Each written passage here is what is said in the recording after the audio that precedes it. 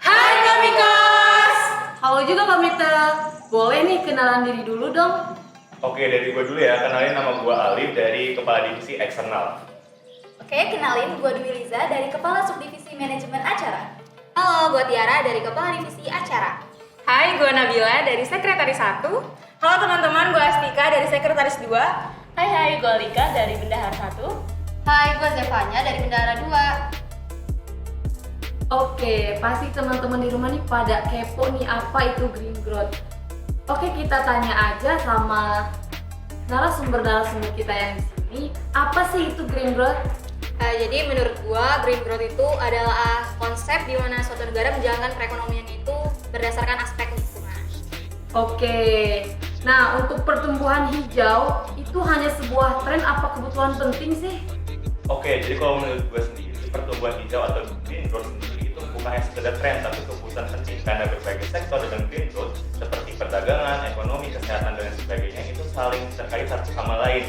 Sehingga output yang bisa diterima oleh masyarakat tentunya akan sangat berpengaruh dari green growth itu sendiri. Sehingga green growth itu kesimpulannya adalah suatu kebutuhan yang penting. Oke, lanjut. Nah, menurut lo, apakah milenial sudah ikut berperan penting? Menurut gue sendiri, milenial sudah cukup berperan penting, namun perlu ditingkatkan lagi. Mungkin dari hal-hal yang kecil, seperti penyebaran informasi tentang green growth ke media-media sosial. Nah, lalu untuk penyebarannya itu sudah merata belum sih? Oke, menurut gue sendiri ya, penyebarannya itu belum merata. Karena gue yakin pasti banyak millennials yang belum tahu apa itu green growth. Jadi di sini nih, kita yang tahu-tahu harus bisa menyebarkan ke yang lainnya juga. Oke, kira-kira lo tahu nggak sih dampak terburuk kalau green growth ini nggak diseriusin gitu? Mungkin dampak terburuk yang bakal kelihatan itu kerusakan alam sih ya, karena strategi dan pembangunan yang tidak ramah lingkungan tentunya bakal merusak alam. Contohnya itu kerusakan hutan yang nantinya bakal berakibat banjir kayak gitu. Nah, untuk lo udah berperan dalam mendukung green growth ini belum sih? Dari diri gue sendiri sih, gue merasa udah berperan penting, udah berperan dalam mendukung green growth di Indonesia. Seperti contohnya mengurangi penggunaan sampah plastik. Oke, lanjut ke pertanyaan terakhir. Apakah lo yakin kalau di Indonesia dapat menjadi salah satu negara percontohan dari green growth ini?